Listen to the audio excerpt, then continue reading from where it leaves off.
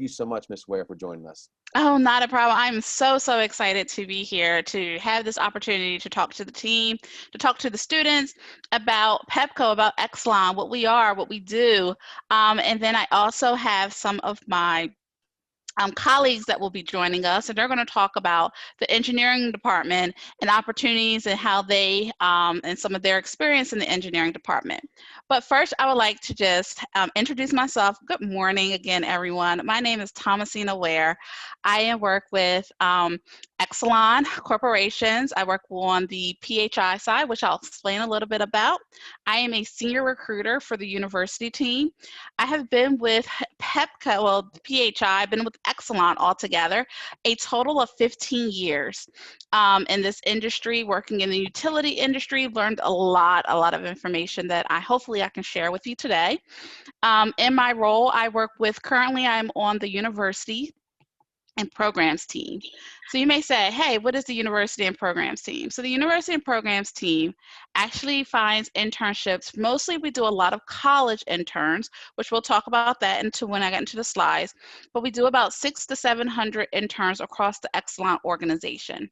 There are 3 of us on the team, and we're responsible again for about 600 to 700. Last year, due to COVID, we had about 650. This year, we're almost up to about 725 interns that we'll source throughout the Exelon, the Exelon industry and all of the utilities and the generation and parts I'll go to explain about. So that is a little bit about me. Again, ask me questions, you guys. We have an hour, so this is nothing that we have to rush through. We do have some slides. I will have opportunities at the end that you can ask questions, but trust me, I can talk the whole hour, but you won't want to listen to me the whole hour. So please ask questions. Make this as interactive as you can. It does not have to be just tours, Exelon, or anything. If you just want to know about internships or anything in general, resumes or anything, again, I have a wealth of knowledge that I am always willing to share to help those get those opportunities that are out there. And trust, there are opportunities not only at Exelon, but other organizations also out there. If you want to turn your camera on and join the party, I'd love to see that too. If not, we're just going to go ahead and jump right into it. So again, we're going to talk about the welcome, do an introduction. I'm going to explain to you a little bit about Exelon. If you might not have known, especially if you're local, you might have heard of PEPCO or PEPCO Holdings. But we're going to talk about the Exelon Corporation and the Exelon family and what all falls under the Exelon family. You'll be surprised. We're going to just talk about the PHI service territory. So I'm just going to give you an overview of that. I'm going to give you an overview of the Exelon hiring process, but this hiring process, now, I've been working with the university team for some years. It's not only just at Exelon, but a lot of other big corporations like Lockheed Martin, NASA kind of also follows this hiring process overview that we'll be going over. Let's talk about some job requirements, timelines, and then Q&As. But again, jump in with any Q&As after each slide. I'm also fine with that. So let's talk about the Exelon family, okay? Exelon now, Exelon employs about 34,000 employees throughout the United States. We are located in various states, including Canada. So there's 2 parts to the organization. We have the Exelon generation, which includes power generation, nuclear plants. Those are where a lot of if you're an engineering student, a lot of our chemical engineers go into those type roles because they want to work into the power and the nuclear plant. So then we also have another side on the Exelon generation, which is called Constellation. And Constellation is our retail side. That's the side that we do a lot of our retail business, that we service retail, customers, residentials, falls on our Constellation side. Then we have the Exelon Utilities, which again, I will talk a lot today about Exelon Utilities and PHI. But under Exelon Utilities, there are 6 utilities that fall under Exelon Utilities. And those 6 utilities are 1, BGE, which some of you may be familiar with, which is Baltimore Gas and Electric. It is in the Baltimore, Maryland area and surrounding areas. Our next utility that we have is ComEd. And ComEd is located in Chicago. So if anybody, graduates like, hey, I want to go to Chicago, we have a utility also in Chicago, and that is ComEd. Our third utility that we have is PECO. And PECO is located in the Philadelphia surrounding areas. And then we have PHI. And under PHI, you'll see I say 6, and you're like, oh, Thomas, I only see 4, because under PHI, it's a parent company, and under PHI falls 3 utilities. And under those 3 utilities, one of the utilities that falls is PEPCO, which you may be familiar with PEPCO covering the Washington, D.C., Montgomery County, and Prince George County area. And then we have Delmarva Powers. Delmarva Powers is going to cover Delaware. It's also going to cover our Eastern Shore. If any of us like to go to the beach, Ocean City, Rehoboth, all of that is Delmarva Powers territory. And then we have Atlantic City Electric. So if you like to go over to the shore over in New Jersey, that is all going to be Southern New Jersey is Atlantic City Electric. And again, those are the 3 utilities that make up under PHI. So if you hear me throughout the presentation say PHI, I'm talking about all 3 utilities. If you hear me just say PEPCO, I'm only talking about the PEPCO utility. I know it can get kind of confusing, but ask away and I can make sure I clear that up for you. Right. Any questions so far? No? Okay. Good. All right. So let's talk about, I'm a visual person, you guys, so I always like to be like, oh, okay, you just said a handful, a mouthful, Thomas, what can you show us? So the next slide is going over our service territory. And it kind of gives you a visual of what our service territory looks like. And then again, it lets you know of how many customers that we are serving in each service territory. So it shows you first how wide it is. We go from New Jersey, just with the PHI area, all the way down from New Jersey to the Washington, D.C. area. And then in the Delaware area, I always say it looks like Swiss cheese, because as you can see, it's like parts of it that we always support. But as you can see, we have Northern Delaware that we support, Cecil County and Maryland that you see we coming over the Maryland line, going down, again, as I stated, to the Eastern Shore area, Centerville area, Ocean City, Maryland, Rehoboth, Bethany, Lewis, all of those areas are also being supported by Delmarva Powers. One thing I like to point out about Delmarva Powers, as you can see, all the other utilities that you see, Atlantic City Electric has electric customers. Delmarva Powers has electric and gas. So you may say, what's gas, Thomasina? So in our Delmarva Powers region, we have a gas department. And that gas department is going to serve our northern Delaware, which is mostly Newcastle County, some of Kent County area, but we have a small number of gas customers in that region, about 130 residential and commercial gas customers that we're serving in that area. And then as you can see with PEPCO is solid green, Washington, D.C., which is one of our largest utilities under PHI, Washington, D.C., Montgomery County, and Prince George County. And then again, I don't sure if you see with New Jersey, all of southern New Jersey, going even into, again, the shore area and all of that great stuff. Any questions on that? Okay. So let's talk about the overview. And I said this overview a lot of times is not just for PHI. It's not just for Exelon. I've been working with some other organizations and a lot of them are doing the same. So just to give you, again, some steps, and let's talk about the steps along each way of how it works. So first of all, you want to apply to the company that you're interested in. And you may say, oh, how do I find out if you apply? I always share, set up a profile on their website. Make sure if you want to apply to that company, get out there and set up a profile so you get notifications of when these opportunities come up that you're interested in. In the world of social media, that follow the companies. It is tons of companies. Almost every company nowadays have Facebook page, Instagram. TikTok is also becoming popular with a lot of employers. Snapchat. Again, go out there and start following the companies that you want to actually work for. And as you're starting to follow those companies, you're actually going out there and you're, seeing when opportunities are coming available, and then you can apply. Also, most of the time, there's somebody managing those social media websites. So if you have questions about jobs, now you can say, hey, can I send you a message to ask you a question about this job? Another great resource that we'll talk about a little later on is I hope everyone, especially my seniors on the call, have a LinkedIn page. It is never too early to start a LinkedIn page. A LinkedIn page is not going to be like your normal social media pages. This is actually going to be your networking. This is actually going to be where you can follow companies that you're interested in. Your LinkedIn page is actually going to be your marketing brands of how you would like to make yourself available for organizations. And if you want to know a little more on LinkedIn, I have a whole presentation. I can come back and do that for you at that time. But again, you should all have, at some point or another, definitely a LinkedIn page. And you may say, well, what's the purpose of a LinkedIn page? Again, a lot of organizations, a lot of recruiters, a lot of employees, again, because it's networking, are on LinkedIn pages. So when you do see an opportunity, as you know, if you are on LinkedIn, it'll show you like, oh, you have a connection with a third party or third down the line connection with Thomasina Ware, who works at this organization. That also you can probably, set up, email them saying, hey, I saw this opportunity.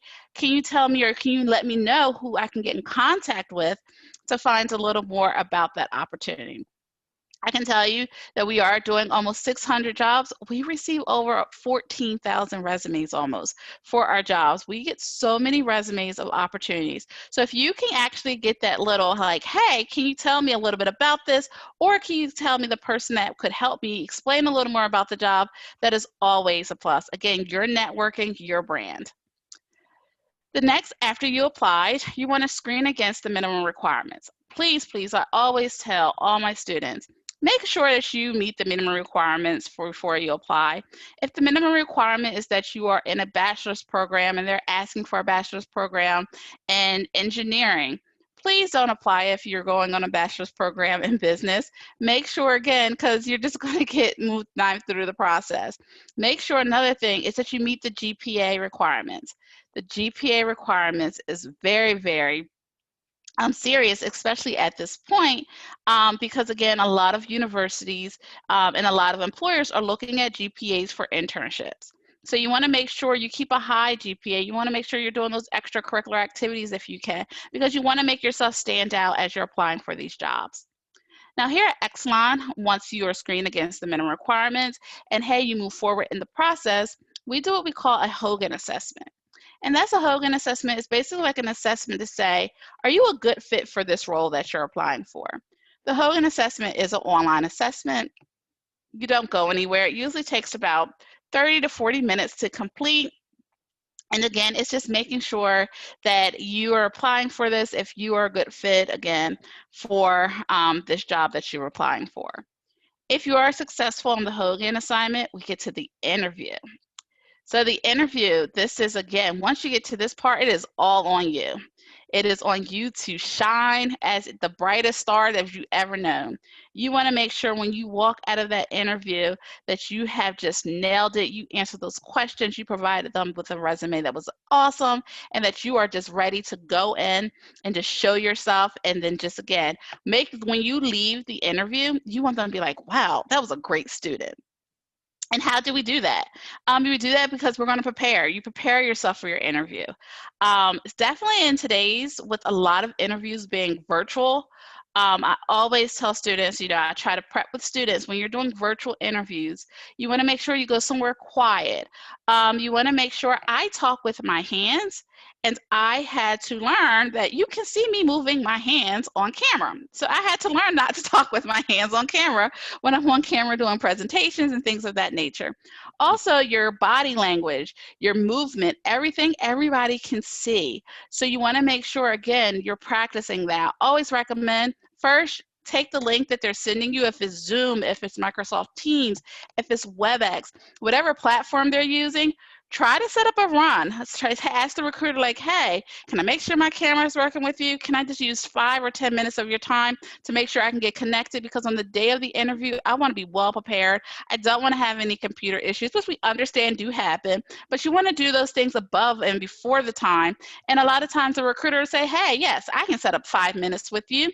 Again, you want to make sure we're just doing computer connecting, making sure that I can see you, you can see me, I can hear you, and you can hear me. Because on the day of the interview, this is some things, little things like this, where you just want to start off running.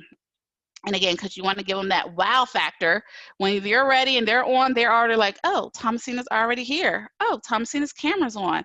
Hi, Thomasina, can you hear me? Yes, can you hear me? And then you're ready to go. And also you can get that anxiety out of the way, because again, that we all have anxiety when we interview, but at least you know that I'm not going to have any computer issues and I can get that out of the way.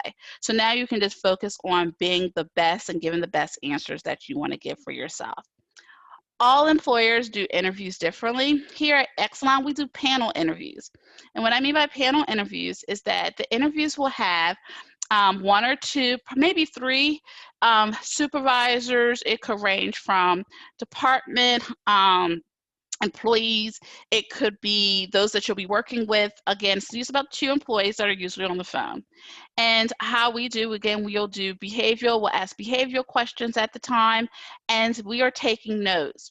So another thing, again, in this virtual world, we're taking notes. So I'm not able to give you that eye-to-eye contact, because a lot of times you're going to see the top of my head because I'm going to be doing this, which again can be nervousing because again, it's not that one-on-one, that personal contact, that personal feel. Again, you're on the phone, you're looking at them, they're just heads down, you're looking at the computer like, did I answer the question right? Is this what they wanted to hear? We're taking notes because we want to make sure we get the best response out of you. And we want to make sure we're documenting it. We're doing several interviews a day, and I want to make sure that I have documented all your responses. So I will be looking down. So don't get nervous at that. Some other employers, again, will do phone screens. You can prepare for those. I've seen some employers do group interviews where several employees or 7 candidates on the phone, they ask them all questions.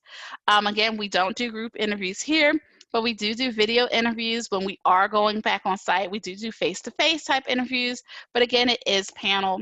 Sometimes that can be intimidating, but you're going to be prepared, you're going to be ready, and you're going to be ready to knock those questions out that are asked to you. So after the interview, if you are successful and you are selected to move forward in the process, then you have your job offer, your background check, your physical, and your drug screen. Again, at this part, when you get to this part of the process, it is usually, hopefully, a home run. You have went over 4 hurdles, and so don't get to this last process and then start to, if your recruiter is emailing you your job offer, please be responsive and saying, hey, can I have a few days, or maybe I'm still interviewing with somebody else, can you allow me some time? And they'll usually give you the timeline that you have to respond. When you're doing your background check, I know background checks, you will have to do those for a lot of employers. They take time, and it's a lot of information, and it's a lot of information you're repeating. Trust me, it's about 6 pages. But don't not do it. Don't have your recruiter reaching out to you like, hey, you know what it is. If anybody from the organization at this point, again, you're hitting the final stage. At this point, reaches out, your manager, the department that you're working with. A lot of times our managers send welcome letters like, hey, welcome to my team. I'm excited to have you. Hey, just reply back. I'm excited to be here. You don't have to get into a long draw. But then I have managers said, I sent a welcome and I haven't heard back. I'm like, it takes just a few minutes just to say, I'm excited to be on your team. You don't have to give your full history, but you just want to tell your manager, hey, I'm excited. On the day of when I start, you and me will sit down. I can tell you my whole 18 years of my life if you want to hear it. But again, just be responsive. And when you get to this part here. And then the last part, if you complete all these, the physical and drug screen, the background checks, it is walking and starting in your first day of your internship, or even if it's your career, however you choose. So that is a little bit of the overview. Any questions along the way that I can go over or elaborate more on? Okay, I got a quiet group today. Yeah, all right. Quite impressive. Your colleagues joined us as well. If you want to introduce them real quick. Oh, okay. My colleagues, hi Scott, hi Brewstra. I have 2 of my colleagues that will be going over the engineering department, Engineering 101, what we actually do, like the nuts and bolts here at PHI. So we have a few slides that they'll be going over, and they're going to introduce themselves, and they're going to tell you their managers and how the departments, and they both have rotated in several engineering departments. So they are like a wealth of knowledge. Super. So I'm just going to say a wealth of knowledge. So again, if you have questions on engineering or how it works, you have the opportunity to literally ask a lot of knowledge happening on the phone right now. So rack their brains, even if they want to know. They can tell you their start of their career all the way to how they got to now. So just to let you know when we get to that, it's going to be really exciting, especially for my engineering students on the call. This is your opportunity to say, well, how does engineering fall into the utility industry? I can tell you how HR falls. I can talk about it again I have been talking about it for 21 minutes. But again, I will let Scott and Vudra also go in and tell you how their roles play a very, very important part of what we do here at Exelon and how we operate and we do business. Hey, Miss Ware. Yes. My name's Daniel Allum. I have a quick question. I'm not sure if you can see me. I think I turned on. I could, and there you Can see me go. now? Welcome Okay. to the party. Hello. I'm a senior at St. Mary's Ryken. I'm going to Franklin and Marshall for computer engineering. So I had a quick question. When applying for that stuff, the steps you have to take, are those the same steps you have to take for the internship too? Yes, there's same steps that you have to take for the internships too. Yes. Okay.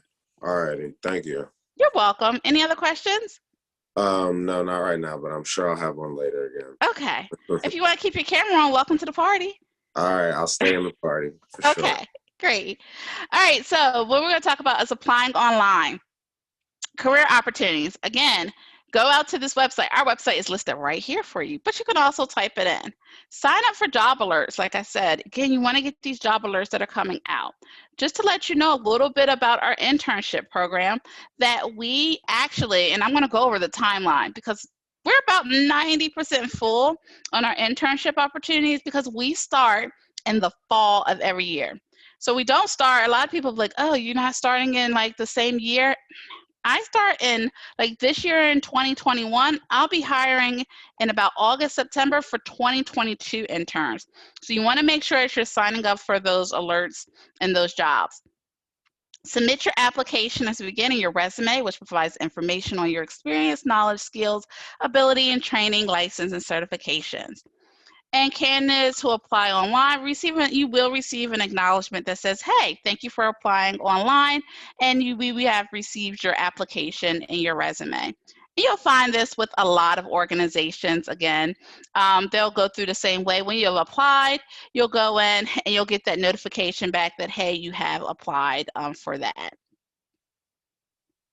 So let's talk about Exelon's job requirements. Okay, so you currently must be enrolled in a bachelor degree program or discipline or major. So here at Exelon and PHI specifically, we take a lot of college interns.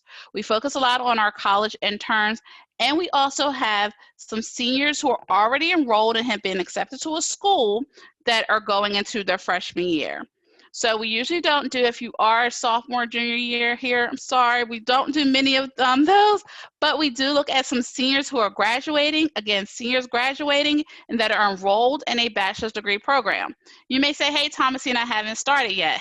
That's fine, understand, but as long as you can provide us your welcome letter to the university you've been accepted to, you've maintained your 2.8 and higher in your high school degree. Again, we do look at those students for those opportunities. A track record of outstanding academic performance. Eager to contribute to a team environment. Again, we are big here on a team environment. You even have to be a little more of a team environment when we're working into the remote work because we're not all together. So we do have to even work a little harder to be a team, to making sure that we're communicating with each other, that we're able to, get our projects done, even though I just can't walk over to your desk and ask you a question, but I want to make sure I have the outlets to like, hey, can I IM you? Can we Teams talk? Can I call you? Can I text you? Can I email you? So those are the things, again, when you want to talk about being in a team environment. We want to have the ability to work creatively, to work creative and problem solve as a team together. We want looking for students who have excellent leadership, communication, especially in today's world with being virtual, your communication, written and verbal, and have those skills there.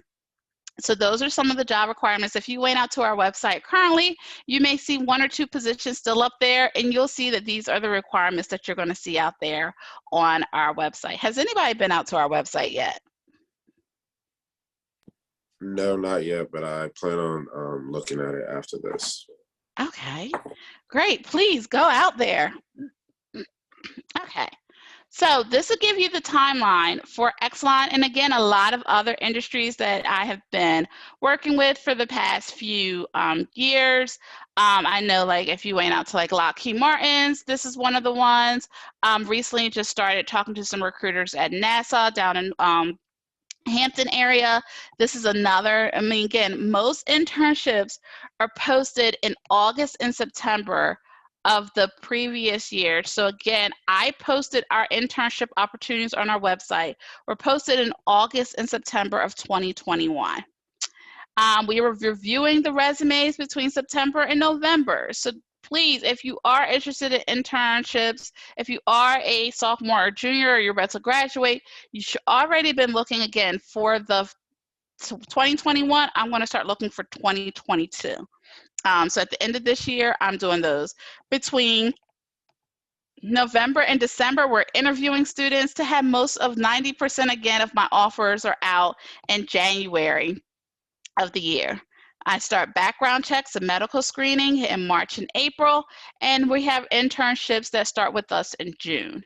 So just to give you just a little timeline, I always like to give interns timelines because I get calls now like, hey, is there internships opportunity? We are in February. Again, I am 90% done of filling our positions throughout Exelon. Again, throughout the whole Exelon organization, I want to say we maybe only have less than 100 left. And that could be mostly among those that I have there are going to be on my generation side. But in my utility side, again, 90% done, because as you can see, I start in August of last year to get to where I am in January and February of this year. Questions on any timelines for organizations? Okay.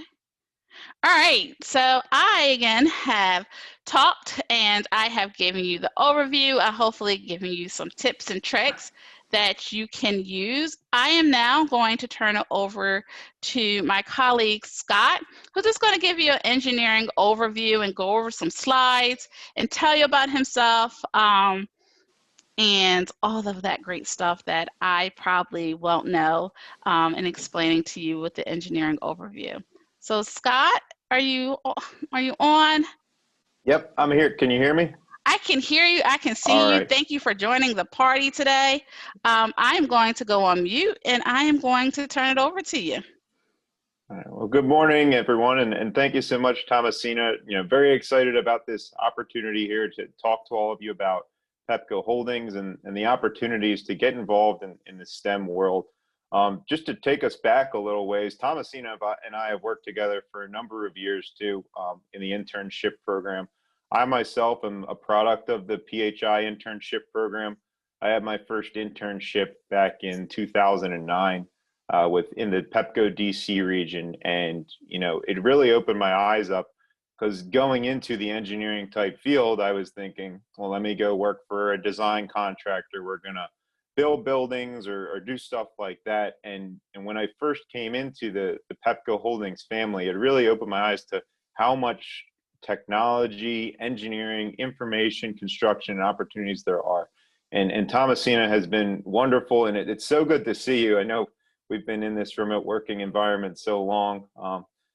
She's helped me fill a lot of internship needs. I think every year I probably look to recruit, at least 1 or 2 interns to support our department and give them some really meaningful work to support the organization. A little bit of my background. So I got my bachelor's degree in electrical engineering from University of Maryland. I joined Pepco and really kind of throughout my career, I've almost been fortunate enough to move around in so many different departments. So one thing through the internship program is you really learn all the different things that you didn't know a utility company is actually doing behind the scenes to give you safe, reliable, and dependable electricity and energy resources every single day. and all the work that goes behind it. So I think my favorite part about the internship program is you start to build kind of a network of peers and gain a deep understanding of what a utility company does. Now, I've had a range of different experiences, so I'll be happy to do any kind of questions and answers for afterwards, but I've picked two kind of departments that I've been able to be part of that I thought would be really interesting, especially at this time in kind of, you know, technology, the industry, and our country, and just want to highlight a few things. So currently I'm the manager of our Pepco Holdings Advanced Analytics Department. So our department, we're accountable for all of the data accuracy, software tool capabilities to perform analysis on our distribution electric system to do analysis and planning. So our distribution electric system, you know, that's generally the wires that you see out on the poles, cables that are out in manholes. They come from our large power substations where we have large equipment such as, you know, transformers that transform high voltages, you know, on a transmission grid down to lower voltages, distribute through the lines, and then step it down even lower to the voltages that you'll traditionally see in your wall outlets. So what we're doing every single day is we're collecting data. So some of the data is more information that we use. It's actionable. It tells us when we actually have customers out of power. It tells us other sort of things that we have to act on immediately. There's another level of that called data. And one thing that, you know, if you've been paying attention to a lot of the kind of, you know, philosophies on information and data and science, it's becoming a much larger and larger field that's expanding very rapidly. So what we do is we take that data and we use it to look for signals. We look for data trends. We prepare simulations to anticipate what the future is going to hold for us and how can we design the grid so that 2, 5, 10 years from now, we're not playing catch up and rushing to build a system to incorporate our customer needs. So I thought, you know, one of the studies that my team is currently involved in is the electric vehicles and electrification. So another news article I found very telling. So recently, you know, General Motors has announced it's going to be the first U.S. automaker to make an actual pledge to go all electric cars and SUVs by 2035. And most, you know, all the automaker investors are saying that they're going to be heavily invested in going carbon neutral by 2040. So what does that mean for the electric company? Because, you know, electric vehicles, they need to be charged by electricity. So we can anticipate a large boom in electric vehicle charging stations. So what we've done is taken some of the early adopters, people who've gone and put charging stations in their homes, and we're gathering information, the data from their meters, such as the hourly energy usage. And what we've done here is I've got two kind of graphics to represent how we're using this data. So the graph on the top, we look at the time, the date and time is that red line that's vertical. That's the date that the customer registered their electric vehicle. And then the blue kind of wave there is the hourly energy usage. And you can see prior to that time frame, you know, there's a lower trend in the energy usage. And then following the date of their registration, you can see a pretty evident uptick in the amount of energy that customer is using. You know, another thing that we're tracking is when are customers using power? One thing that we have to do is make sure that kind of like, you know, filling a glass with water, you know, it's only got so much capacity for it to fill before it overruns. So we have to make sure that our glass, the system, is big enough to hold when that peak is. And different sorts of technologies are giving energy back into the system at different times. So the second graph here, it compares when is that customer using their most energy. So the blue line there is prior to registration. You can see it's fairly flat. You can see at the hours, you know, 4 p.m., the energy starting to pick up, presumably coming home from work, you know, turning on their appliances, all the lights, you know, watching TV, making dinner, all sorts of things there. And then during the day, presumably at work, energy lower. Well, now we see in the red line there a much higher tick in the afternoon, presumably a customer coming home, you know, from work that day, and then plugging in and charging their electric vehicle at night. So we can see there's a much higher peak demand, and it shifts to later in the day. You go to the next slide. Yep. And then here, so the other group that we interact a lot with is our capacity planning group. So this group is looking more big picture at the whole system, and we're looking at 2 years out, 5 years out, and 10 years out. You know, what is the forecast for load growth in our area? We have all sorts of new technologies coming into the system, electrification of buses, customers with new sort of data centers, and you know, the need to consume more electricity. So in this slide here, kind of representing some visuals of the graphical tools we use. So we map out all of our electric lines on a system called GIS. It's a geospatial information system. And you know, one of the things we focus on is data quality and data accuracy. Data is only so good as how much you can trust its accuracy. So our team invests a lot of time in going out and finding signals that can point us to where we think data might be erroneous or might need to be cleaned up. And we go get the real information and try and fix the areas that give us a better model. So kind of 2 simulations we do. We store a lot of information in that geospatial information system. You know, how many volts is the line rated for? You know, we name all of our circuits, different feeders, making sure we map the right customer to the right power transformer on the system. And all that's very important for us to get a good assessment.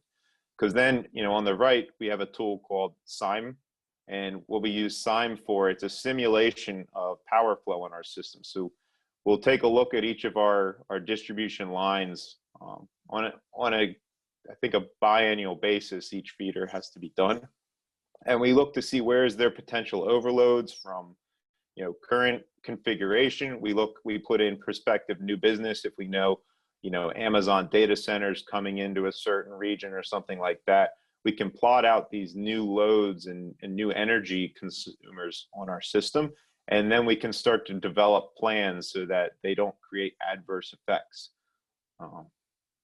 So that's just at a very high level, 2 of the things that our teams are working on.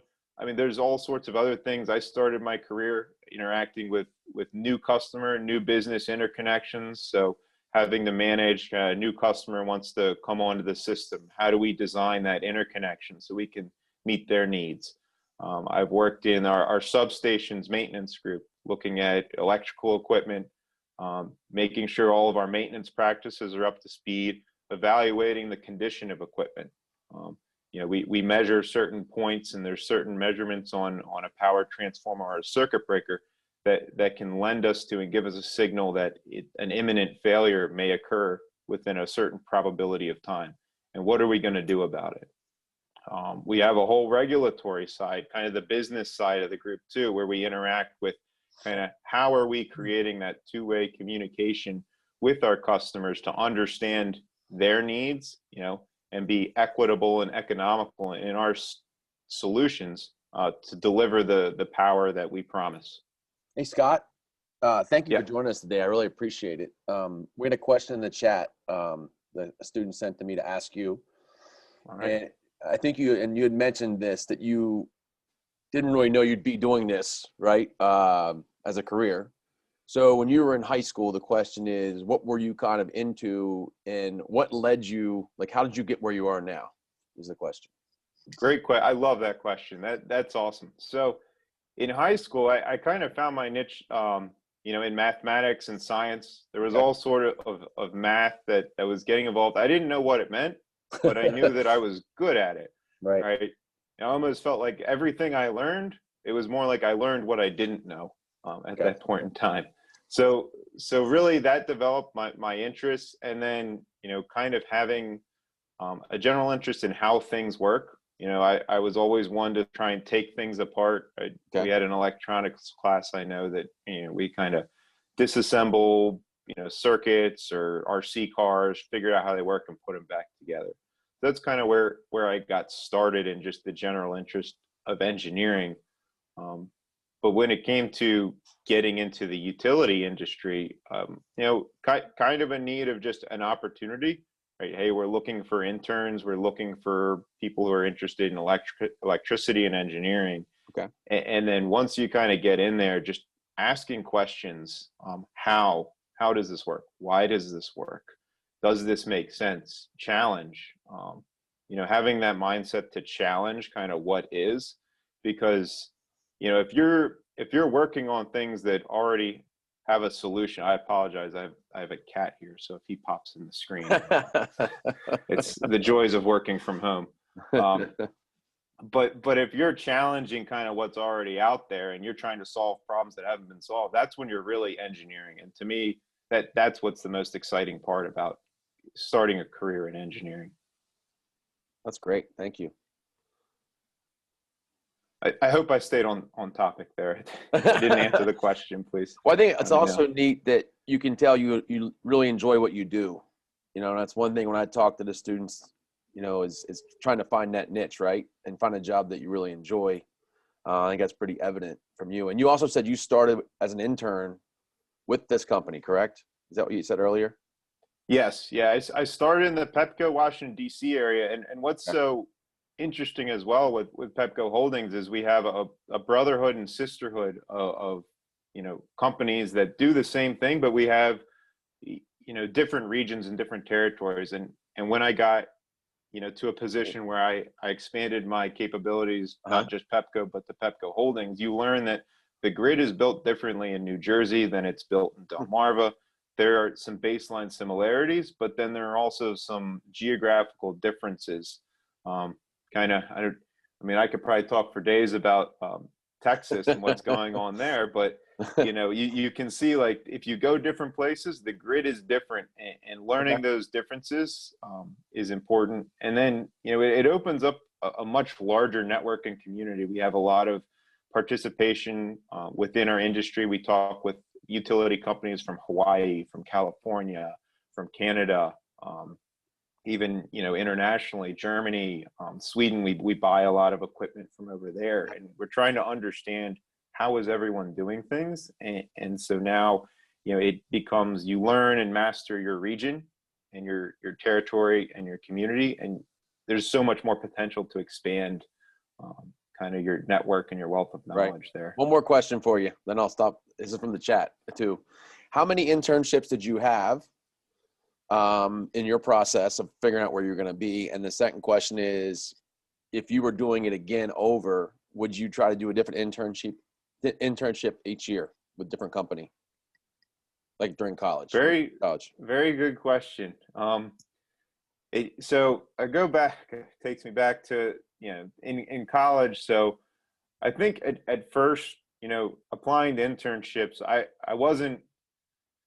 didn't quite have anything figured out until my freshman and sophomore year. And then, you know, by chance, I had actually, you know, had a conversation, you know, with Thomasina actually at the time. She called me to, you know, doing some recruiting, and said, hey, have you thought about the utility? You know, we have some internships. So it was more by chance, just kind of, hey, I need some income, where it started too. But I don't think, like, I would ever change anything that was, you know, that was done, because after that, you know, the end of the first internship, we do the cross-departmental intern presentation. So each intern worked on something a little different and gets to present their summer. And during that time, like, I was pretty interested in everything that I was exposed to in my internship itself. But then when I saw what all the other interns were also working on, it really opened my eyes to that wealth of kind of what we can do. So I did 2 summer internships and actually extended my second one. Kind of, they were fortunate enough the department still had a need to keep me on part-time. So I was able to work maybe 10, 12 hours a week on top of that, just to sustain me through college. Oh, that's great. Awesome. Thank you.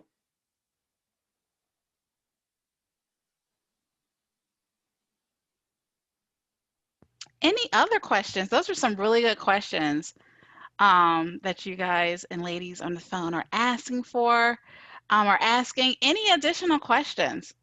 Because we come to the next slide, which our question slide. I have a question, real quick. How do you pronounce your last name? Mr. Scott, how do you pronounce your last name?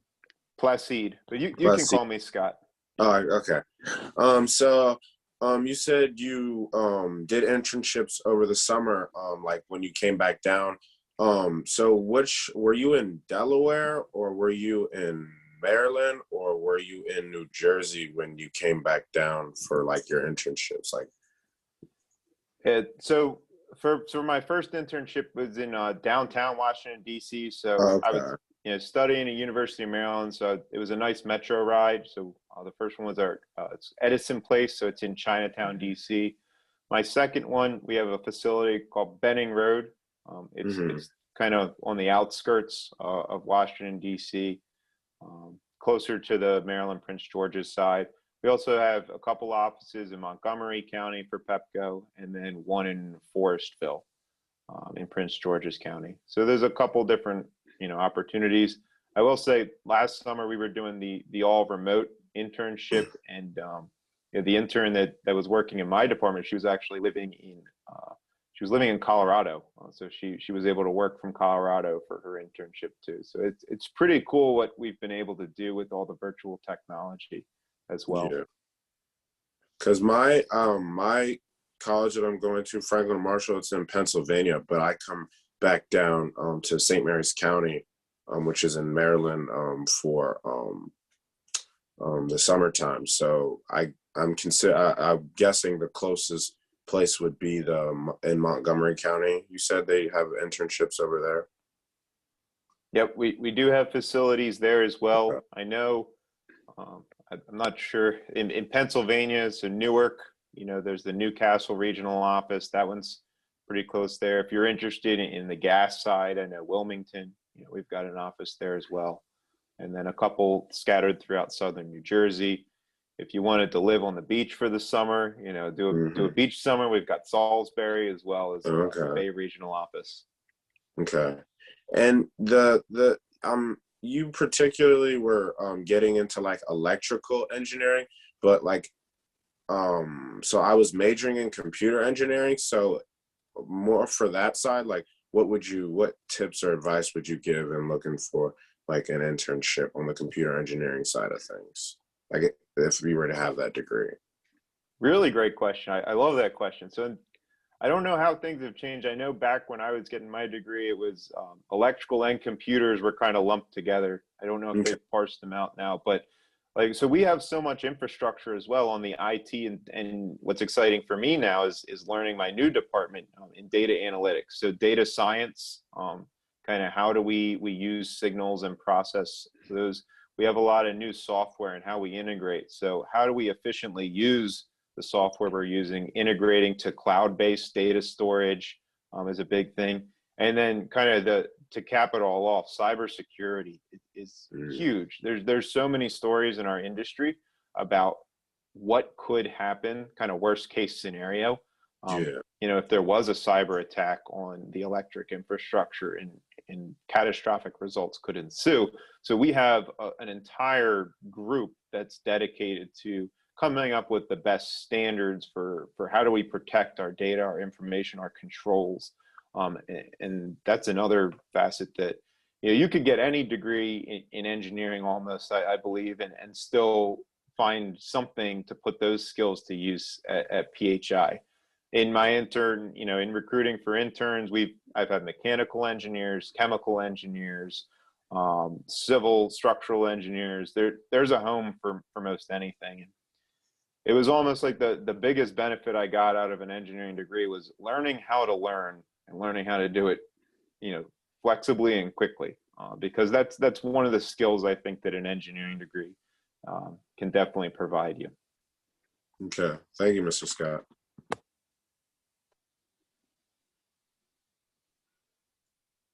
Great questions. I love these questions.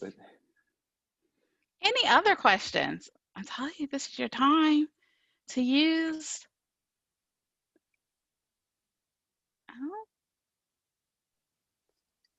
Okay. Well, thank you. That's our presentation that we wanted to present today to tell you a little bit about us, about Exelon, what we do here, and go over hopefully some tips and tricks that you can take away from this presentation and that you can use. If you have any questions, Coach has my email. send them my email address. If they have questions, please share it with them. I'm more than happy to answer questions even after this program here. If you don't have any additional questions. Oh, yes. Last one. And this has been fantastic. A lot of good information for our students.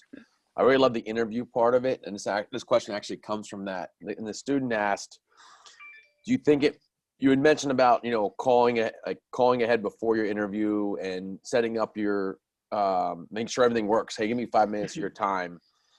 And just inside information is the question. Does that make a difference? Does that give you like already a little bit of a jump up? Like I guess the question is, I'm trying to paraphrase their question. It was pretty long. When that person calls, then you're excited about the interview, right? You have a positive attitude is really what they're asking.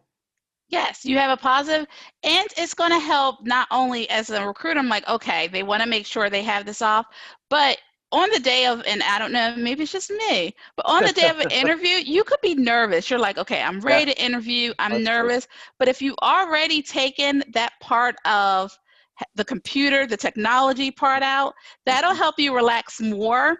And again, this is your chance to market yourself, to brand yourself, to show yourself. Again, when you leave that interview, I want to be like, wow.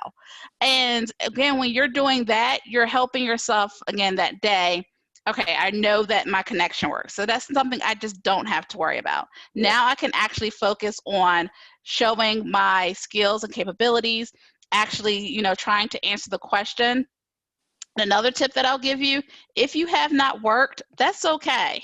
We understand a lot of interns don't work, but when you're answering questions, you can use volunteer experiences. You can use, if you're the captain of your sports team, that shows leadership.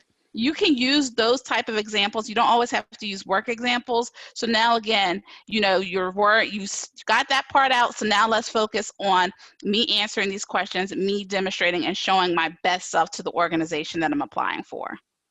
Fantastic. Great. Any more questions? I have one for you, Ms. Ware. Yes. Where did you study at, and what made you choose specifically the Exelon company?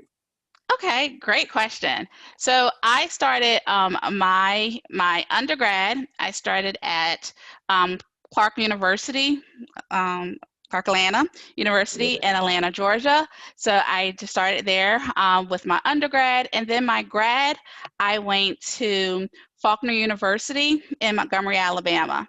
So how I got to Faulkner University in Montgomery, Alabama, I started working for a call center in Alabama, in Auburn, Alabama. Started working for a call center, started doing HR work there. And the mentor that I had there was like, hey, you might want to start looking at your master's degree in human resources. So I was like, oh, I don't know. I just finished my, undergrads, kind of just like, I don't want to go back to school. Like you just did 4 years. Who wants to do that? Yeah. So, but again, she pushed me, and she was my boss and my mentor at the time. And, at the time I was just like, no, don't want to do that. So I finally, eventually, with her twisting my arm, I said, okay, well, I am going to go back and get my master's.